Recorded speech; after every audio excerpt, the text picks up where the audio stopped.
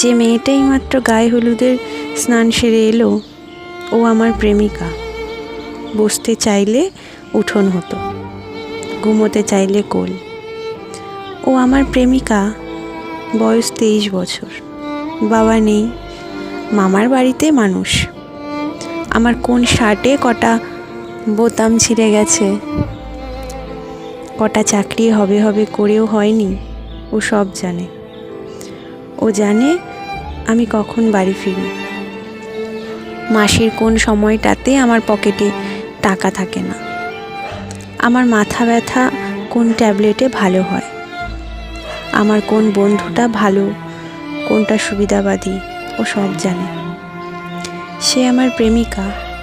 মন খারাপ হলে হাসে, মন ভালো থাকলে ঝরঝর করে কেঁদে দেয়।